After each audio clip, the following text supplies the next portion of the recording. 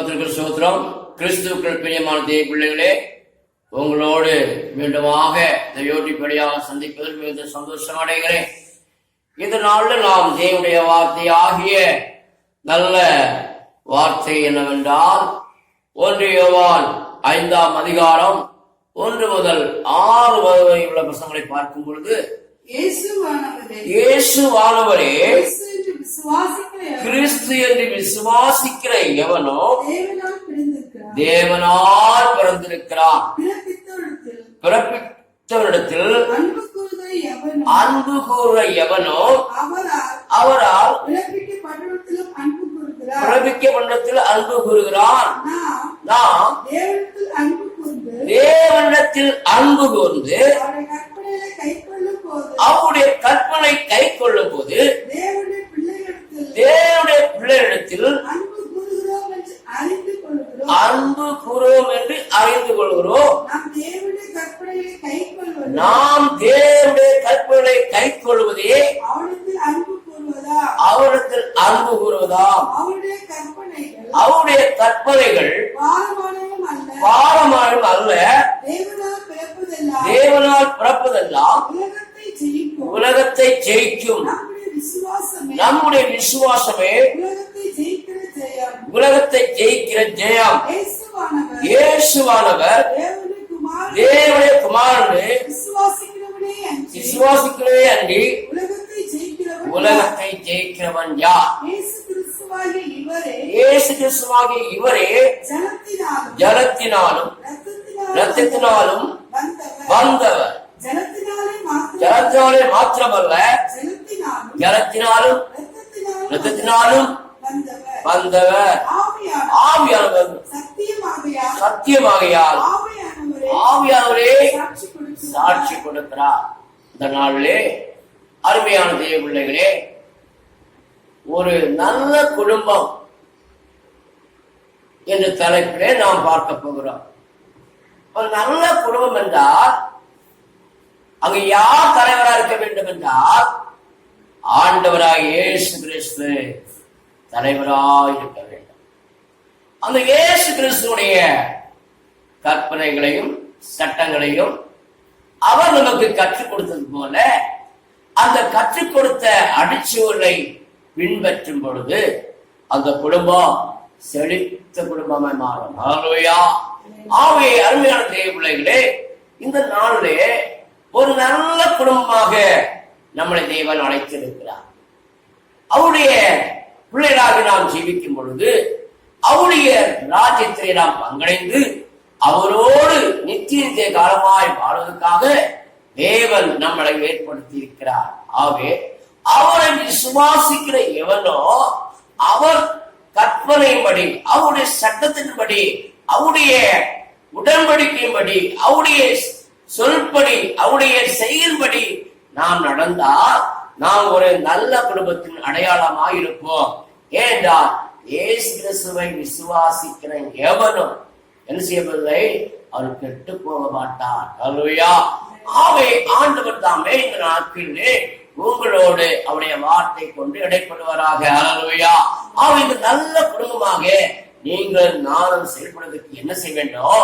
1 யோவான் 2ஆம் அதிகாரம் 5-6 வசனத்தை பார்க்கும் பொழுது பாருங்க, அவருடைய வசனத்தை கை கொள்ளுமிடத்தில் தேவ அன்பு மெய்யாய் பூர்ணப்பட்டிருக்கோம். நாம் அவருக்குள் இருக்கிறோம் என்பதை அதனாலே அறிந்தோம். அவருக்குள் நிலைத்திருக்கிற எவனும் அவருக்குள் நிலைத்திருக்கிறேன் என்று சொல்கிற அவர் நடந்தபடியே நாமும் நடக்க வேண்டும். ஆம் பிரியமானவர்களே, இந்த நாளிலே ஒரு நல்ல குடும்பமாக நாம் வாழ்வதற்கு தம்மை அவர் ஏற்றுக்கொண்டிருக்கிறார். ஹல்லேலூயா. அவர் தெரிந்து கொண்டிருக்கிறார். ஹல்லேலூயா. ஏனென்றால் அவர் தான் நம்மை தெரிந்து கொண்டார், நாம் அவரை தெரிந்து கொள்ளவில்லை. ஏனென்றால் நாம் அவரை அறிகிற அறிவு இன்னும் அடையவில்லை. அதனாலே அவர் நம்மை தெரிந்து கொண்டு நம்மளை எப்படி நடத்த வேண்டும், எப்படி செயல்படுத்த வேண்டும் என்று குறித்து நமக்கு தெளிவான காரியங்களை நமக்கு பார்க்க போறோம். ஆண்டவருக்கு உதவி செய்வாராக. நாம் ஆவியோடும் உண்மையோடும் அவரே நாமத்தை மேம்படுத்துவதாக கேட்போம். சோத்ராம் சோத்ராம் சோத்ராம் சோத்ராம் சோத்ராம் சோத்ராம். ஆவியான தேவனே மாம்சமான என்னிலே வந்திறங்கி தங்குமே சாத்தானை முறியடிக்க. ஆவியான தேவனே மாம்சமான என்னிலே வந்திறங்கி தங்குமே சாத்தானை முறியடிக்க. நீரின் பாதையில் உம்மையை துதித்திட சத்திய ஆவியார் என்னை நிரப்பிடும். நீரின் பாதையில் உம்மையை துதித்திட சத்திய ஆவியார் என்னை நிரப்பிடும். ஆவியான தேவனே மாம்சமான என்னிலே வந்திறங்கி தங்குமே சாத்தானை முறியடிக்க. ஆவியான தேவனே மாம்சமான என்னிலே வந்திறங்கி தங்குமே சாத்தானை முறியடிக்க. கரையில்லா வாழ்வினை நான் செய்ய உதவிடும் கண்மலையின் தேவனே கரம் பிடித்து நடத்திடும். கரையில்லா வாழ்வினை நான் செய்ய உதவிடும் கண்மலையின் தேவனே கரம் பிடித்து நடத்திடும். ஆவியான தேவனே மாம்சமான என்னிலே வந்திறங்கி தங்குமே சாத்தானை முறியடிக்க. அற்புதங்கள் ஆயிரம் உம்மாலே செய்யணும். நீர் பெருக நான் சிறுக என்னையே நடத்திடும். அற்புதங்கள் ஆயிரம் உம்மாலே செய்யணும். நீர் பெருக நான் சிறுக என்னையே நடத்திடும். ஆவியான தேவனே மாம்சமான என்னிலே வந்திறங்கி தங்குமே சாத்தானை முறியடிக்க. ஆவியான தேவனே மாம்சமான என்னிலே வந்திறங்கி தங்குமே சாத்தானை முறியடிக்க. கரிதரு மரமாய் நாள்தோறு வளரணும். மிகுதியான கதிகளா சீசனாக திகழணும். கரிதரு மரமாய் நாள்தோறு வளரணும். மிகுதியான கதிகளா சீசனாக திகழணும். ஆவியான தேவனே மாம்சமான என்னிலே வந்திறங்கி தங்குமே சாத்தானை முறியடிக்க. ஆவியான தேவனே மாம்சமான என்னிலே வந்திறங்கி தங்குமே சாத்தானை முறியடிக்க. பரிசுத்த பாதையில் பரமானை தரிசித்து ஆலோசனை வார்த்தைகள் கண்களுக்கு சொல்லணும். பரிசுத்த பாதையில் பரமானை தரிசித்து ஆலோசனை வார்த்தைகள் கண்களுக்கு சொல்லணும்.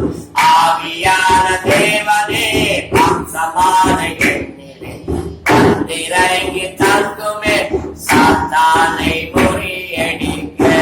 ஆவியான தேவனே மாம்சமான என்னிலே வந்திறங்கி தங்குமே சாத்தானை முறியடிக்க.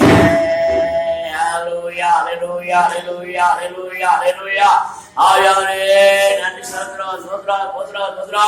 மகா பரிசுத்தமும் கிருபையும் இரக்கம் நீதியும் நிறைந்த நல்ல தகப்பனே, இந்த நாட்களிலே ஒரு நல்ல குடும்பத்தை குறித்து எங்களுக்கு தெளிவான ஆளுநரை தந்து நடத்தும்படியா செபிக்கிறோம் ஆண்டவரே.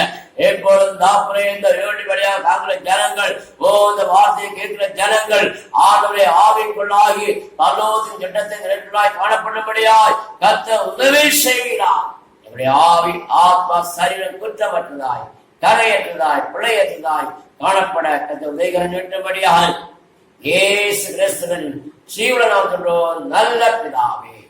ஆமென். ஹல்லேலூயா.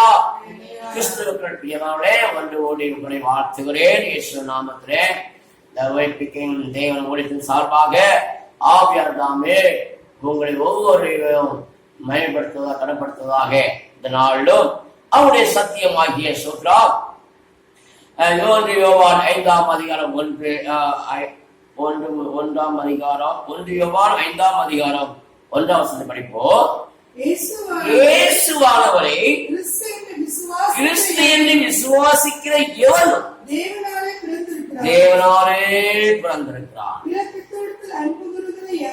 பிறப்பித்திடத்தில் அன்பு கூற எவனும் அவரால்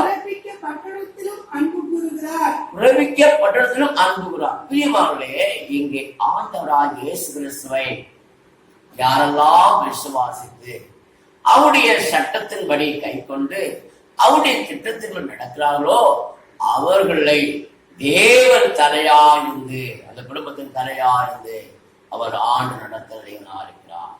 ஒரு வீட்டிலே ஆண்டவருடைய நாமத்தை அவரை மயப்படுத்தும் பொழுது அவருடைய பிள்ளைகள் அவரை போல் ஜீவிப்பார்கள். அல்லேலூயா. அவரை போல் ஜீவிக்கும் பொழுதுதான் தேவன் அந்த இடத்தை, அந்த குடும்பத்தை அவர் ஆளுகை செய்கிறார். அவே தேவன் தாமே இந்த வீட்டுக்கு தலைவராக இருக்கிறார். அல்லேலூயா. அவை ஒரு குடும்பத்திலே ஆண்டவர் நடத்தாவிட்டார், ஆண்டவர் தீய செய்யவிட்டார், அந்த குடும்பமாகிறார். ஆமென். காரணம் என்றால் கர்த்தரோ ஆவியா இருக்கிறார். யாரு? கர்த்தரோ ஆவியா இருக்கிறார். கர்த்தருடைய ஆவி எங்கு உண்டோ அங்கு என்ன உண்டு? விடுதலை உண்டு. ஆவி குமாரன் விடுதலையாக்கினால் மெய்யான விடுதலை. குமாரன் விடுதலையாக்கினால் மெய்யான விடுதலை. அப்ப அந்த குடும்பத்திலே தேவன் அவருடைய சட்டத்தின்படி, அவருடைய திட்டத்தின்படி, அவருடைய தீர்மானத்தின்படி யாரெல்லாம் அவரை பின்பற்றாரோ அந்த குடும்பம் தேவனுக்கு நல்ல குடும்பமா இருக்கும். ஹல்லேலூயா. ஆவியின் நாட்களே நீங்களும் நானும் இந்த சத்தியத்தின்படி நான் நடக்கும் பொழுது சோதரம் பாருங்க, அந்த 1 யோவான் 5ஆம் அதிகாரம் 2ஆம் வசனத்தை பார்க்கும் பொழுது நாம் தேவனிடத்தில் அன்பு கூர்ந்து அவருடைய கற்பனை கை கொள்ளும் போது தேவனுடைய பிள்ளைகளிடத்தில் அன்பு கூறுகிறோம் என்று அறிந்து கொள்கிறோம். பாருங்க, நான் தேவன் நம்மிடத்தில் அன்பு கூர்ந்தத நாமும் அவரிடத்தில் அன்பு கூர்ந்து நாம் தேவ ஜனங்களிடத்தில் என்ன செய்வோம்? அன்பு கூறுவோம். அல்லேலூயா. அன்பு மாயமற்றது. அல்லேலூயா. அது இதயத்திலே எது நிறைவா இருக்குதோ அது என்ன செய்யும்? அங்கே வெளிப்படும். அல்லேலூயா. அப்போ அந்த குடும்பத்திலே தேவன் மைபடும்படியாக, தேவன் ஆளும்படியாக நாம் இடம் கொடுக்கும் பொழுதுதான் அந்த குடும்பம் நன்றாய் செலுத்துவோம். அந்த குடும்பத்தில் என்ன உண்டாகாது? அப்பம் தண்ணீர் குறைபடாமல் காத்துக் கொள்ளுவார். காரணம் என்ன? முதலாவது தேவனுடைய ராஜ்யத்தையும் அவருடைய நீதியை தேடும் பொழுது அந்த குடும்பம் செழித்தோங்கி வளர்ந்து கொண்டே இருக்கும். ஹல்லேலூயா. அவைத்தான் வேதம் சொல்லுது, நீதிமானுடைய கூடாரத்திலே ரட்சிப்பின் கம்பீர சத்தம். என்ன சத்தம்? ரட்சிப்பின் கம்பீர சத்தம். ஒரு குடும்பத்துல எப்பொழுதும் தெய்வீக பலியான ஸ்தோத்திர பலி நிரம்பி இருக்கும் பொழுது அந்த குடும்பம் எப்படி இருக்கும்? மிக மகிழ்ச்சியா இருக்கும், மிக சந்தோஷமா இருக்கும். ஏன்னா எப்பொழுது ஸ்தோத்திரம் செய்வதே தகம். ஆமே. சங்கீதம் 33ஆம் அதிகாரத்திலே அங்கே 1ஆம் வசனம் பார்க்கும் பொழுது பாருங்க, ஆண்டவருடைய நாமத்தை உயர்த்தும் பொழுது அந்த குடும்பம் எப்படி இருக்கும்? நீதிமான்களே கர்த்தருக்குள் கழி. எப்படி கழுவா? நீதிமான்களே கர்த்தருக்குள் கழி கூறுங்கள். துதி செய்வது செம்மையான புத்தகம். ஹல்லேலூயா. அப்போ தேவன் நடத்துற ஒரு குடும்பம், நல்ல குடும்பத்துல என்ன உண்டாகும்? முதல்ல தேவனை துதிக்கிற சத்தம் கேட்க வேண்டும். எப்படி? தேவனை துதிக்கிற, தேவனை மயப்படுத்துற, தேவனை ஆராதிக்கிற ஒரு நேரம் எப்பொழுதும் கேட்டுக்கொண்டே இருக்க வேண்டும். ஒரு நீதிமானுடைய கூடாரம் என்றால் அந்த வீட்டுல என்ன சத்தம் கேட்கும்? நீதிமானுடைய கூடாரத்தில் ரட்சிப்பின் கெம்பீர சத்தம் கிடைக்கும். அப்ப ஒவ்வொரு உள்ளங்களுக்குள்ளே, ஒவ்வொரு ஆத்மாக்குள்ளே, ஒவ்வொரு பிள்ளைகளுக்குள்ளே என்ன உண்டாகணும்? தெய்வீக சந்தோஷம் உண்டாக வேண்டும் என்றார் அவர் என்ன செய்யணும்? தன் இதயத்திலிருந்து நிறைவா தேவனை முழு மனதோடு என்ன செய்யணும்? தேவனை துதித்துக் கொண்டே இருக்க வேண்டும். தேவனை துதித்துக் கொண்டே இருக்க வேண்டும். எப்பொழுதெல்லாம் துதிக்க முடியும்? 24 hours தேவனை துதிக்கிறார். ஆமே. காரணம் எல்லாம் தேவனோடு பேசும் பொழுது அந்த இதயம் தேவனோட உறவிலே வளர்ந்து கொண்டே இருக்கும். ஏன்னா துதி சத்தம் பழகுறவன் அவன் மௌனமா இருக்க முடியாது. என்ன செய்வான்? ஆண்டவரை போற்றி புகழ்ந்து கொண்டே இருப்பான், ஆண்டவரை பயன்படுத்தி கொண்டே இருப்பான், ஆண்டவருடைய சத்தியத்தை மக்களுக்கு சொல்லிக் கொண்டே இருப்பான். ஏன்னா அந்த குடும்பத்திலே அநேக ஆத்துமாக்கள் கடந்து வருவார்கள். அந்த குடும்பத்தை தேடி வரும்பொழுது என்ன வேதம் சொல்லுது? ஏசாயா 56ஆம் அதிகாரம் 7ஆம் வசனத்திலே ஸ்தோத்திரம், ஹல்லேலூயா. என்னுடைய நான் என் பரிசுத்த பர்வதத்துக்கு கொண்டு வந்து என் ஜெப வீட்டிலே அவர்களை மகிழ பண்ணுவேன். அவருடைய சர்வாங்க தகன பலிகளும் தகனங்களும் அவருடைய பலிகளும் என் பலிபீடத்தின் மேல் அங்கீகரிக்கப்பட்டிருக்கும். என்னுடைய வீடு சகல ஜனங்களுக்கும் ஜெப வீடு என்னப்படும். அருமையானவர்களே, அப்ப என்னுடைய வீடு என்பது இந்த 4 பில்டிங் சூழலுக்கு வீடு அர்த்தம் அல்ல. அவர் தங்குற வீடு நாம் தான். அவர் தங்குற வீடு நாம் தான். இந்த வீடு என்ன செய்யும்? ஒரு இடத்துல ஸ்தாபிக்கப்படியாது. இந்த வீடு எங்கெல்லாம் போகுதோ அங்கெல்லாம் என்ன செய்யும்? கடந்து போய் தேவனுடைய நாமத்தை உயர்த்தி கொண்டே இருக்கும். ஏன்னா தேவன் தங்குற வீட்டிலே என்ன உண்டு? சந்தோஷம் உண்டு. என்ன உண்டு? சமாதானம் உண்டு. என்ன உண்டு? ஆவின் அலட்சி உண்டு. தேவ பிள்ளைகளுக்கு எப்பொழுது தெய்வீக வல்லமை பெற்றுக்கொண்டா அந்த வல்லமை என்ன செய்யும்? பரிசுத்தாவின் வல்லமை அந்த பரலோகத்தின் நேராக நடத்தி செல்லும். அந்த பரலோகத்தின் நேராக என்ன செய்யும்? நடத்தி செல்லும். அப்படி என்றால் உங்களுக்குள்ளே எனக்குள்ளே வாசம் என்ற தேவனை பாருங்க. 1 யோவான் 5ஆம் அதிகாரம் 3ஆம் வசனத்திலே நாம் தேவனுடைய கற்பனைகளை கைக்கொள்வதே அவரிடத்தில் அன்பு கூறுவதா. அவருடைய கற்பனைகள் பாரமானவர்கள் அல்ல. பாருங்க, ஆண்டவராகிய இயேசு கிறிஸ்து பரலோகத்திலிருந்து இந்த பூமியிலே இறங்கி வந்தார் என்றால் அவர் எவ்வளவு அன்பு கொடுத்துட்டார் பாருங்க. அப்ப நம்முடைய வாழ்க்கையை எப்படி விழிப்பா இருக்கணும்? நம்முடைய வாழ்க்கையை எப்படி துதிபலிகள் செலுத்தி கொண்டிருக்க வேண்டும்? நாம் எப்பொழுதும் தேவனோட உறவிலே வளரும் பொழுது தேவன் அந்த குடும்பத்தை நல்ல குடும்பமாக வைப்பார், நல்ல குடும்பமாக வைப்பார். காரணம் என்ன?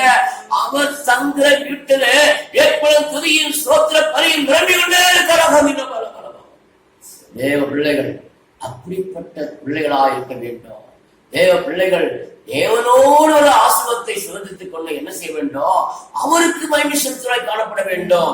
எல்லா இடங்களிலும் அவரை நாமத்தை உயர்த்த உயர்த்த உயர்த்த அவர் என்ன செய்வாரு? அவர் எளியவனை பொழுதிலிருந்து தூக்கி எங்க கொண்டு வைப்பாரா?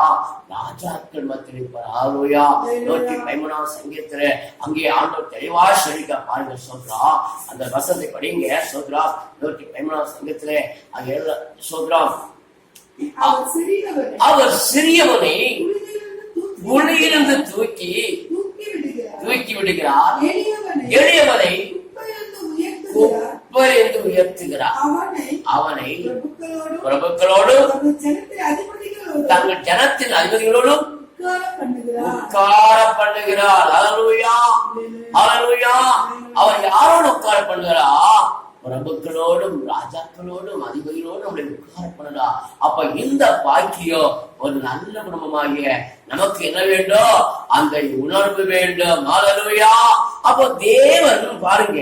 சோத்ராம் சோத்ராம் சங்கீதம் சொல்லுது 127 அதிகாரத்துல சோத்ராம், கர்த்தர் வீட்டை கட்டாராகில், கர்த்தர் வீட்டை கட்டாராகில் கற்றவன் பிரயாசம் விருதா.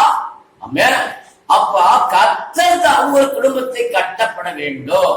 அப்ப கர்த்தர் வீட்டை கட்ட வேண்டும் என்றால் அவருடைய கற்பனைகள் என்ன பாரமானது அல்ல. ஆண்டவர் நம்மை கட்டும் பொழுது அவருக்கு லேசான காரியம். ஏன்னா நாம் அவருடைய சட்டத்துக்கு அவருடைய விருப்பத்துக்கு நம்மளை அர்ப்பணிக்க வேண்டும். நம்முடைய இஷ்டமான வழியில் போகாமல் அவர் சட்டத்தின்படி அவருடைய திட்டத்தின்படி அவருடைய நீதியின்படி நாம் நம்மளை அர்ப்பணித்தார் அவர் நம்மை கட்டி எழுப்புவார். ஆகவேயா அதைத்தான் சொல்லி பாருங்க. 126 சங்கீதத்திலே 1ஆம் வசனத்திலே சொல்லப்படுது, கர்த்தர் வீட்டை கட்டாராகில் அதை கட்டும் பிரயாசம் இருந்தா. கர்த்தர் நகரத்தை காவலாகில்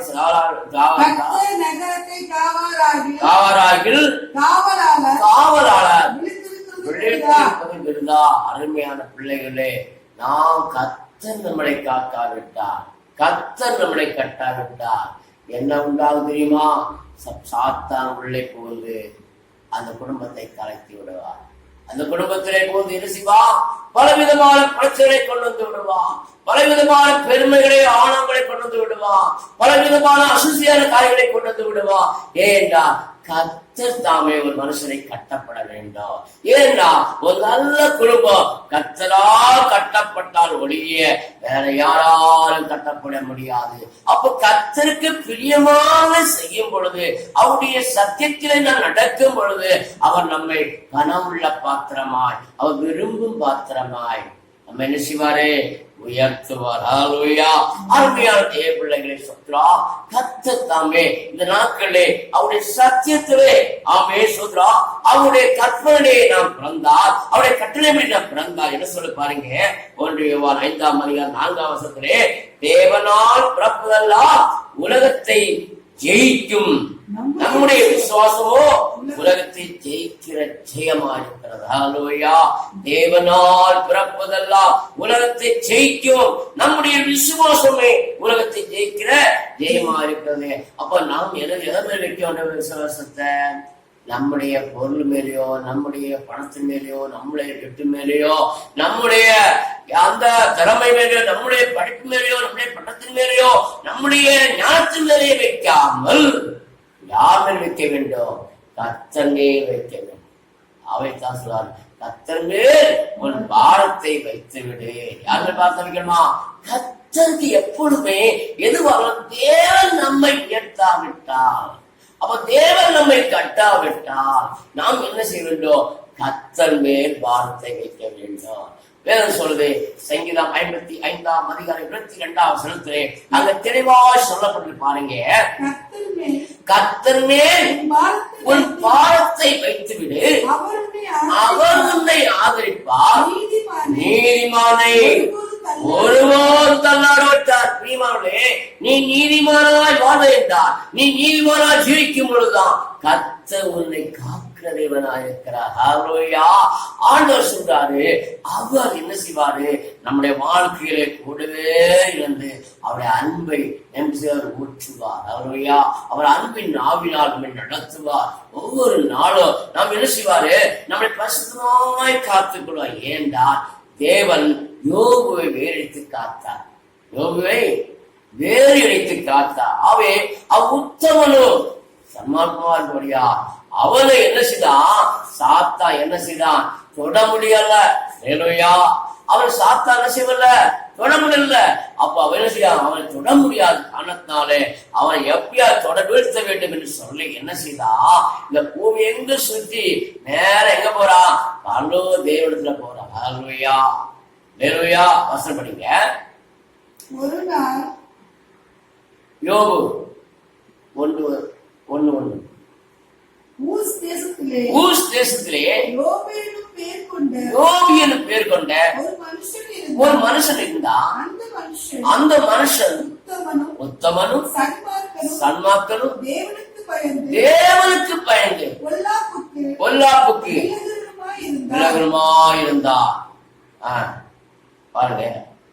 அப்போ இந்த மனுஷனை யார் சோதிக்க வரா பாருங்க. அவனால பூமியில என்ன செய்ய முடியல, சாத்தான தொட முடியும். ஆனா அவன் தேவனத்துல வந்து என்ன செய்தான் தெரியுமா, நீ உண்மை நீ ஒரு நாள் தேவபுத்திரர் சந்திரி வந்து நின்ற போது சாத்தானும் சாத்தானும் அவன் நடுவிலே வந்து பாருங்க. கர்த்தர் சாத்தானை பார்த்து நீ எங்கேருந்து வருகிறாய் என்று என்றார். சாத்தான் கர்த்தருக்கு பிரயோஜனமாக பூமி எங்கும் உலாவி அவர் சுற்றித்து வருகிறேன் என்றார். கர்த்தர் சாத்தானை நோக்கி என் தாசனாகிய யோபின் மேல் கவனம் வைத்தாயோ, உத்தமனும் சன்மார்க்கனும் தேவனுக்கு பயந்து பொல்லாப்புக்கு விலகுமாகிய அவனைப் போல பூமியில் ஒருவனும் இல்லை என்று இல்லை என்றார். அதற்கு சாத்தான் கர்த்தருக்கு பிரயோஜனமாக யோபு விருதாவாகவா தேவனுக்கு பயந்து நடக்கிறான். நீ அவனையும் அவன் வீட்டையும் அவனுக்கு உண்டான எல்லாவற்றையும் வேலி அடைக்கவில்லை. பார்த்தீங்களா, ஆண்டவர் வேலைக்கு காக்காவிட்டா சாத்தான சிவா குறைச்சு. அப்போ அவன் யார்? அவன் நம்மளின் மேலானவன். ஏனென்றால் அவன் தேவனிடத்தில் உள்ள சகல அதிகாரங்களை கற்றுக்கொண்டவன். தேவனிடத்திலே என்னென்றால் அவன் 2ஆம் ஸ்தானத்திலே அவன் இருந்தவன். அவன் நல்ல மியூசிக்வாசி. அவன் உடம்பெல்லாம் வஜ்ர கற்கள், வைடூரிய கற்கள், ஜால்ரா. அவன் பாடுற பாட்டிலே அந்த எல்லா தூரங்க அவரை கனப்படுத்துவான். அப்படிப்பட்டவனுக்கு என்ன உண்டாயிடுச்சு? அவன் பெருமையினாலே என்ன செய்தான்? தேவனுக்கு சபிக்கப்பட்டனாய் தள்ளப்பட்டான். இன்றைக்கு அனைவருடைய வாழ்க்கையிலே ஒரு சின்ன காரியம் பெருசா கண்டுபிடிக்கிறார். அது என்ன உண்டாது? வாழ்க்கையிலே கெட்டு பெருமை. பெருமை. ஆண்டவர் நம்மை பொழுதிலிருந்து தூக்கி எடுத்து ராஜாக்கள் மத்தியிலே வைத்திருக்கிறார் என்றால் நாம் என்ன செய்ய வேண்டும்? ஆண்டவருடைய சத்தியத்திலே நான் நடக்க பழக வேண்டும். ஹல்லேலூயா. பாருங்க, இயேசு கிறிஸ்துவானவர் என்ன செய்தாரே இந்த உலகத்தில் கற்றுக் கொடுக்கிறார். என்ன கற்றுக் கொடுக்கிறார்? மத்தேயு 5ஆம் அதிகாரம் 3ஆம் வசனத்திலே ஆவியில் எளிமையுள்ளவன் பாக்கியவான், பரலோகராஜ்யம் அவருடையது. அப்ப ஆண்டவர் நமக்கு சொல்லித்தாரே, இங்க ஆவியில் எப்படி இருக்கணும்? எளிமையால். எத்தனை அதிகாரங்கள், எத்தனை அதிகாரங்கள் உண்டாலும், எத்தனை வரங்கள் இருந்தாலும் என்ன செய்யக்கூடாது? நாம் பெருமைப்படக்கூடாது. ஏனென்றால் பெருமை உள்ளவருக்கு தேவன் என்ன செய்யறாரு? எதிர்த்து நிற்கிறார். தாழ்மை உள்ளவருக்கோ தேவன் கிருபை அளிக்கிறார். அப்போ ஒரு குடும்பத்திலே நமக்குள்ள என்ன வேண்டும்? தாழ்மை. ஹல்லேலூயா. நான் சாந்தமும் மனத்தாழ்மையா இருக்கிறேன். என்னுடைய நுகத்திலே ஏற்றிக்கொண்டு என்னத்தில் கற்றுக்கொள்ளுங்க. பிரியமானவர்களே, ஆண்டுடைய பிள்ளைகள் நாம் என்ன செய்ய வேண்டும்? ஒவ்வொரு நாளும் ஆண்டுடைய சத்தியத்தை கேட்டு கேட்டு கேட்டு என்ன செய்ய வேண்டும்? நாம் நம்மை தாழ்த்தி வறுமையாக்க வேண்டும். ஆவியானவர் நடத்தும் பொழுது அங்கே பெருமைக்கு இடம் கிடையாது, அங்கே பிசாசுக்கு இடம் கிடையாது. ஏனென்றால் பிசாசானவன் இயேசுவை தரித்திருக்கும் பொழுது அவன் என்ன செய்ய முடியாது? இயேசுவை மேற்கொள்ள முடியாது. அவ கிறிஸ்துவை உடையவன் தங்கள் ஆசை எங்களை அறியணுமா? சிலுவையிலே அறிந்திருக்க வேண்டுமா? ஹல்லேலூயா. அப்ப கிறிஸ்துவை உடையவனாக நாம் இருக்க வேண்டும் என்றால் தேவனுடைய சத்தியத்தை என்ன செய்ய வேண்டும்? தேவனுடைய கட்டளை என்ன செய்ய வேண்டும்? கை கொள்ள வேண்டும். ஹல்லேலூயா. அவைத்தான் பாருங்க, 1 யோவான் 5ஆம் அதிகாரம் 5ஆம் வசனத்தை பார்க்கும் பொழுது இயேசுவானவர் தேவனுடைய குமாரன் என்று விசுவாசிக்கிற அன்றி உலகத்தை ஜெயிக்கணும். அப்ப இயேசு கிறிஸ்துவை நாம் என்ன தேவன் குமாரனாக நாம் விசுவாசித்து என்ன செய்ய வேண்டும்? அவர் காண்பித்த அடிச்சுவலை பின்பற்ற வேண்டாம். அப்படி பின்பற்றும் பொழுதுதான் நம்முடைய வாழ்க்கையிலே அவரை முன்னிறுத்தி செயல்படும் பொழுது எல்லாத்தையும் ஜெயமாய் காணப்பட முடியும். அப்ப இதுக்கு நாம என்ன செய்ய வேண்டும்? ஆண்டவர் நமக்கு சாட்சி கொடுத்திருக்கிறார். ஹல்லேலூயா. ஆண்டவர் நம்மளை தெரிந்திருக்கிறார். ஆண்டவர் நம்மை முன்குறித்திருக்கிறார். அப்ப நாம் எப்படி ஒரு குடும்பத்தை நடத்தப்பட வேண்டும் என்றால் ஆண்டவருடைய சத்தியத்தின்படி, ஆண்டவருடைய நீதியின்படி உத்தமமாய் வாழ்ந்த முன்னோடிகளையும் பார்க்க வேண்டும். ஹல்லேலூயா. அப்போ இயேசு கிறிஸ்து நமக்கு முன்பாக என்ன செய்தாரு? வழிகாட்டினார். இயேசு கிறிஸ்துவாகிய இவரே பாருங்க என்ன செய்தாரு பாருங்க. அந்த 1 யோவான் 5:6 இயேசு கிறிஸ்துவாகிய இவரே ஜலத்தினாலும் இரத்தத்தினாலும் வந்தவர். ஜலத்தினாலே மாத்திரமல்ல, ஜலத்தினாலும் இரத்தத்தினாலும் வந்தவர் ஆவியானவர் சத்தியமாகியார். ஆவியானவரே சாட்சி கொடுக்கிறார். அப்ப நம்மளை குறித்து சாட்சி கொடுக்கிற தேவன் இந்த உலகத்திலே இருக்கிறார். ஹல்லேலூயா. ஆவைத்தான் 1 யோவான் 1 அங்கே பார்க்கும் பொழுது பாருங்க, ஆண்டவர் சோதரம் என் பிள்ளைகள் சோதரம் 3 யோவான் சத்தியத்தில் நடக்கிறான் என்று அறிந்த சந்தோஷத்தை காட்டிலும் வேறொன்றும் சகோதரர் வந்து நீ சத்தியத்தில் நடந்து கொள்கிறாய் என்று உன் உண்மையை குறித்து சாட்சி கொடுத்த போது மிகவும் சந்தோஷப்பட்டேன். என் பிள்ளைகள் சத்தியத்திலே நடக்கிறார்கள் என்று நான் கேள்விப்படுகிற சந்தோஷத்திலும் அதிகமான சந்தோஷம் எனக்கு இல்லையா? பாருங்க, ஆண்டவருடைய சத்தியத்தின் சாட்சியாக நாம் நடக்க வேண்டும். பாருங்க, ஒரு யோவான் நீதிபதி 14:1 பார்க்கும் பொழுது பாருங்க, அங்கே ஒரு ஸ்திரீ குறித்தான சொல்ல என்ன சொல்றாரு? புத்தி உள்ள ஸ்திரீ தன் வீட்டை கட்டுகிறார். யார் வீட்டை கட்டுறான்? புத்தி.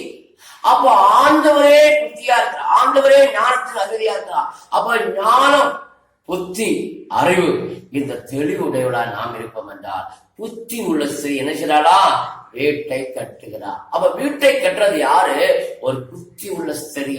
ஆமே. அப்ப வீட்டுக்கு ஒரு குடும்பத்துக்கு தலைவர் கடத்தவடியா இருப்பது யாரு? புத்தியோடு செயல்பட்ட ஸ்திரீயா இருக்கிறார். அந்த ஸ்திரீயால் என்ன செய்ய வேண்டும்? தன் பிள்ளைகளுக்கு முன்மாதிரி கற்றுக் கொடுக்க வேண்டும். இந்த வேத அறிவுரை என்ன செய்ய கற்றுக் கொடுத்து பிள்ளையாண்டானை நடத்த வேண்டிய நடத்து பிள்ளையாண்டனை எப்படி நடத்துமா? நடத்த வேண்டிய நடத்து. அவன் முதுமையிலும் அதை விடாதிருப்பான். ஏனென்றால் பிள்ளையின் நெஞ்சிலே என்ன ஒட்டி இருக்குமா? மதியினம் ஒட்டி இருக்கும். அது எப்படி அகற்றுமா? திரும்பின் தண்டனையால் மகற்றவென்று சொல்லப்பட்டிருக்குது. ஹல்லேலூயா. ஆண்டவருடைய சத்தியத்தை பாருங்க. 1 பேதுரு 3:1 முதல் 6 படிக்கும் போது அந்தபடியே சோத்ரா என்ன செய்யுமா? புத்தியுள்ள ஸ்திரீ எப்படிமா? அந்தபடியே மனைவிகளே படிங்க. அந்தபடி மனைவிகளே உங்கள் சொந்த புருஷனுக்கு கீழ்ப்படிந்திருங்கள். அப்பொழுது அவர்களை யாராவது திருவசனத்துக்கு கீழ்ப்படியாதவர்களா இருந்தா பயபக்தியோடு கூடிய உங்கள் கற்புள்ள நடக்கையிலே அவர்கள் பார்த்து பாருங்க. சோத்ரா எப்படி நம்ம நடக்கைகள், நம்முடைய வாயின் வார்த்தைகள், நம்முடைய சொல், நம்முடைய பேச்சு அல்ல, நம்ம நடக்கை மூலமாகவே. ஏன்னா ஆண்டவர் சொல்லாரு சங்கீதம் 37:23 நல்ல மனுஷனுடைய நடைகள், நல்ல மனுஷன் நடைகள் ஏதாவது உரிப்படுமா? நல்ல மனுஷனுடைய நடைகள் கர்த்தரால் உறுதிப்பட்டான். அவனுடைய வழிகள் அவருடைய வழியின் மேல் அவன் பிரியமா இருக்கிறான். 34 படிங்க. அவனுடைய தேவனுடைய வேதம் அவன் எங்க இருக்கமா? இதயத்தில் இருக்கணும். அவன் நடைகள் ஒன்றும் விசமுது. அப்பா ஒரு நல்ல புத்தி உள்ள ஸ்திரீ இப்படிமா? அவள் நடையினாலே நம்முடைய செயல்னாலே பாருங்க திருவசனத்தை இயற்பியாளர்களா இருந்து பயபக்தியோடு கூடிய உங்கள் கற்புள்ள நடக்கிறவர்களை பார்த்து பாருங்க போதனையின்றி பாருங்க, ஒண்ணு போதனையின்றி போதனையின்றி மனைவி நடக்கையினாலே ஆதாயப்படுத்திக் கொள்வார்கள். அல்லேலூயா. ஒரு குடும்பத்திலே வளர்க்க மேன்மை அடைய வேண்டும் என்றால் அந்த புத்தி உள்ள ஸ்திரியாக என்ன செய்ய வேண்டும்? செயல்பட வேண்டும். அல்லேலூயா. அந்த புத்தி உள்ள ஸ்திரீ எப்படி நடக்க வேண்டும்? பாருங்க, 3வது பாருங்க. மயிரை பின்னி பொன்னாவரங்களை அணிந்து உயர்ந்த வஸ்திரங்களை உடுத்திக் கொள்ளாங்க. புறம்பான பாருங்க, புறம்பான அலங்காரம் எங்க கோடீஸ்வரர் நல்லா மினுக்கு சிலுக்கு நோட்டு முன்னோட்டு இணைகிறது அணிந்துட்டு போவாம ஆண்டுடைய வார்த்தையிலே பாருங்க அலங்காரமாய். அது அலங்காரம் இல்லை, அது அலங்கரிக்கிற அலங்காரம் அல்ல. 1000 கோடி போட்ட பட்டு போட்டு அலங்கரிப்பது அலங்காரம் அல்ல. பொண்ணு தகடு வெள்ளி போட்டு போட்டு நல்ல பவுடர் பூசி நிப்டி பூசி நல்ல கண்மை போட்டு அலங்கரிப்பது அலங்காரம் அல்ல. எது அலங்காரம் சொல்றாருந்தால் அழியா. பாருங்க, நல்லா பாருங்க.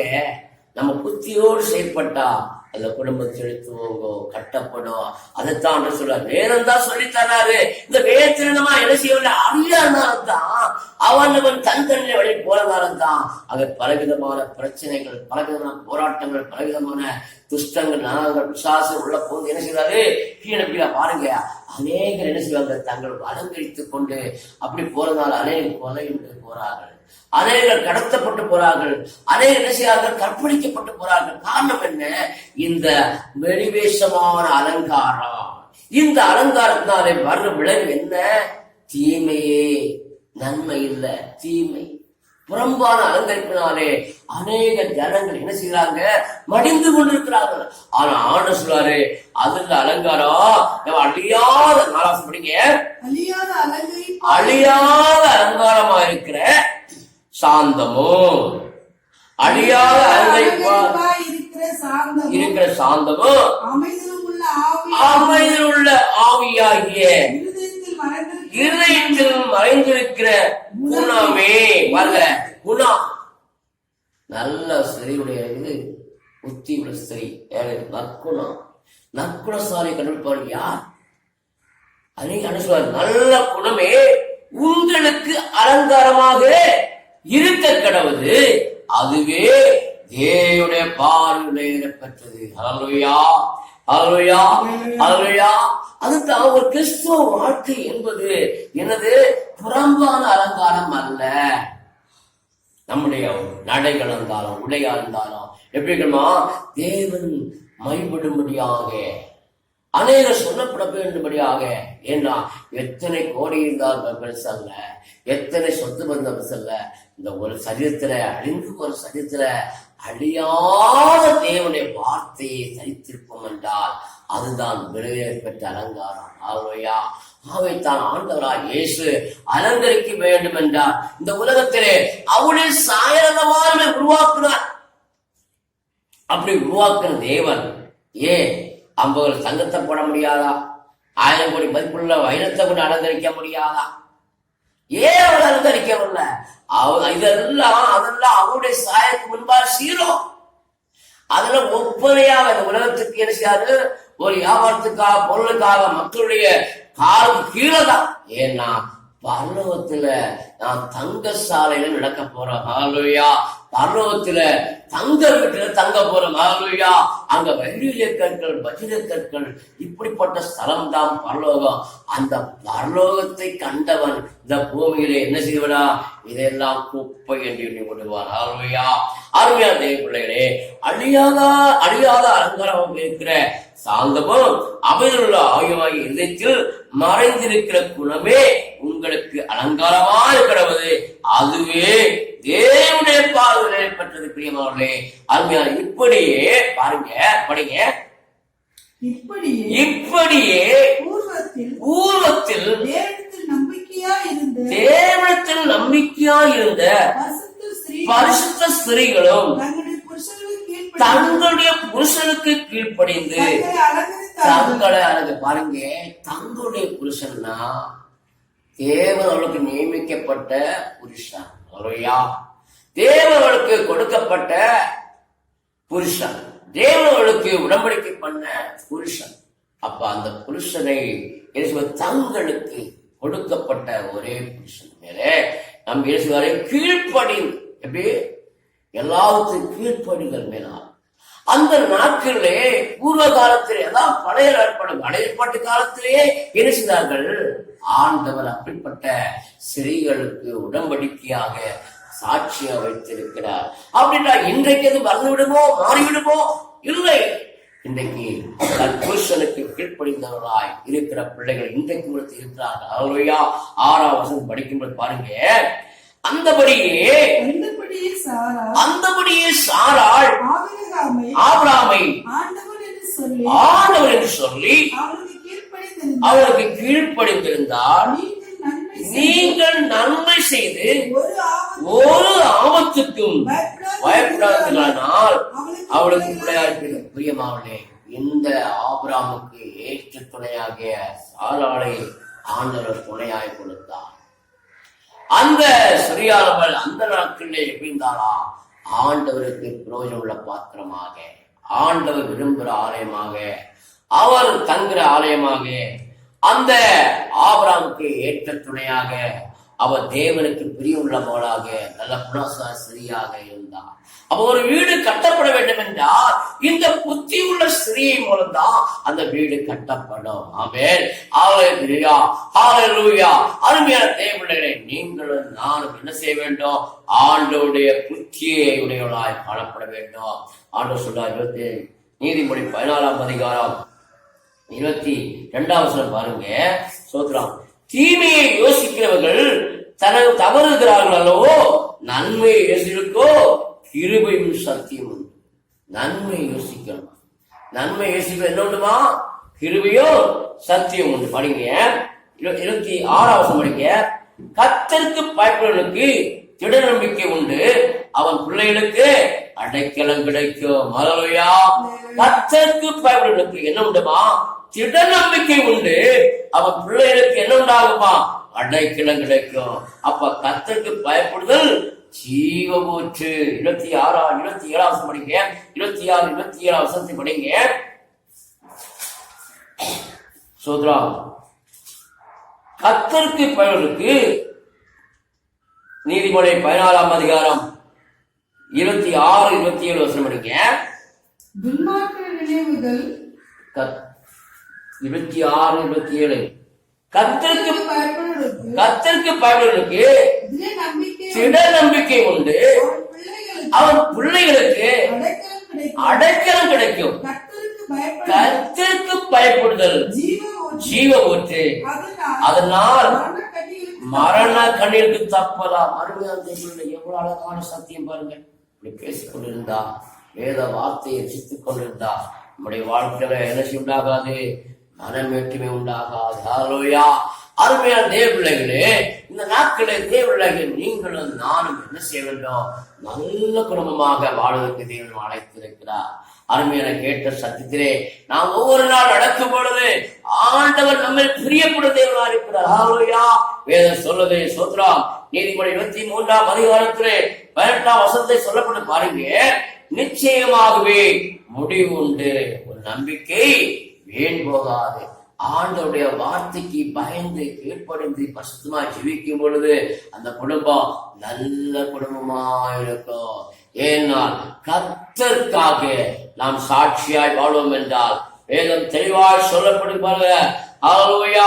நீதிமொழி 23ஆம் அதிகாரம் 10ஆம் வசனத்திலே, என் மகனே, நீ செவி கொடுத்து ஞானமடைந்து உன் இருதயத்தை நல்வழி நடத்து.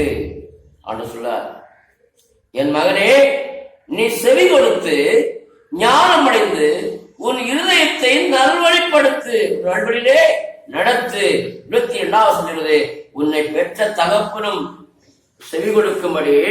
சோத்ராம், உன் தாய் வயசுலாகும் போது அவளை அசட்டை பண்ணாதே. உன்னை பெற்ற தகப்பனுக்கு செவி கொடு. உன் தாய் வயசுலாகும் போது அவளை என்ன செய்யாதே? அசட்டை பண்ணாதே. ஹல்லேலூயா. ஒரு நல்ல குடும்பம், நல்ல பிள்ளைகள் என்றால் அந்த பிள்ளைகளை பெற்றோருக்கு எப்படி கடுமா? கீழ்ப்படிந்திருக்க வேண்டும். ஹல்லேலூயா. ஏனென்றால் தகப்பன் ஞானம் உள்ள மகன் தகப்பனை போதத்தை கேட்கிறார். அருமையான தேவர்களே, ஒரு நல்ல குடும்பம் என்பது ஆண்டோடைய சத்தியத்தில் நடப்பதுதான் நல்ல குடும்பம். ஆண்டோட சத்தியம் நடக்கும் பொழுது அந்த குடும்பத்துக்குள்ளே அந்நியர் பேசிக்கிறது இடமே இல்லை. அந்தோடைய அடுத்தவனுடைய ஆலோசனையே தேவையில்லை. நம் தேவனுடைய வார்த்தையை நடத்தும் போது தேவ ஆவியானவர் நம்மை தலையா இருந்து நடத்துவார். ஹல்லேலூயா.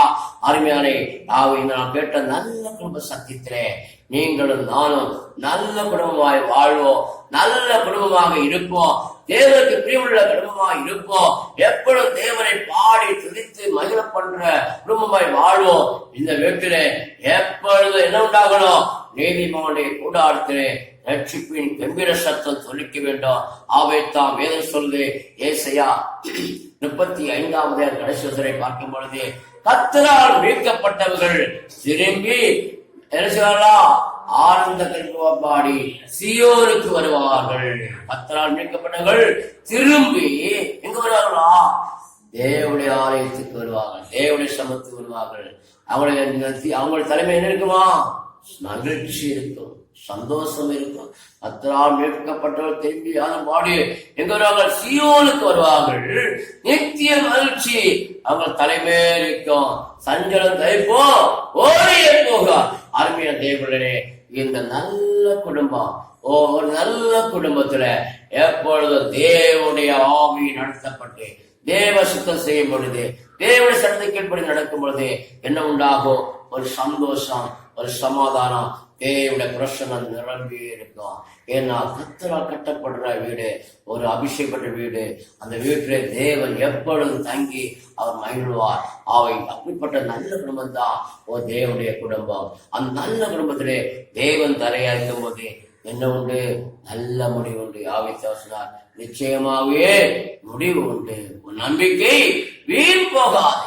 அவை ஆண்டவருடைய சத்தத்துக்கு செவி கொடுத்து கீழ்ப்படியும் பொழுது அந்த குடும்பம் தளித்து ஓங்கும். அந்த குடும்பம் தேவனுக்கு பிரியமா இருக்கும். அந்த குடும்பம் தேவனுக்கு ராஜ்யத்தினராய் கட்டப்படும். ஆவே கர்த்தர் வீட்டை கட்டாராக கற்ற விருதா, கர்த்தர் நகரத்தை காவல் செய்யப்பட்டது காவலாளி விடுத்திருப்பார் விருதா. ஆவே இந்த உலகத்திலே தேவன் வீட்டை கட்டாவிட்டார், தேவன் இல்லாவிட்டார் அது நல்ல குடும்பம் அல்ல. தேவன் இருக்கிற குடும்பம், தேவன் தங்கள் குடும்பம், தேவன் ஆலோசனை குடும்பம், தேவன் ஆதரிக்கிற குடும்பம், அது பரிசுத்த குடும்பம், அது நல்ல குடும்பம். நீங்களும் நானும் அந்த பரிசுகளை வாழ்வோம். கர்த்தர் உங்களை என்னையும் ஆசீர்வதிப்பாராக.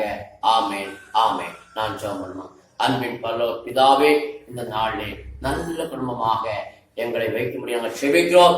இந்த கேட்டுக்கொண்டிருக்கிற ஜனங்களும் நல்ல குடும்பமாய் வாழும்படியாக உதவி செய்கிறாக.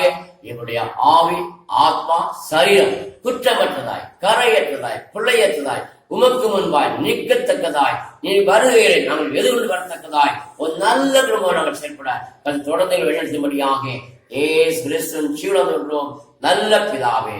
ஆமென், ஆமென். என் ஆத்மாவை கர்த்தரை ஸ்தோத்திரி, என் முழு நாமத்தை ஸ்தோத்திரி, என் ஆத்மாவை கர்த்தரை ஸ்தோத்திரி. கர்த்தர் செய்த சகலம் மறவாதே. ஆமென். உயிர்ப்பிக்கிறார் இயேசு நம்மை தாமே.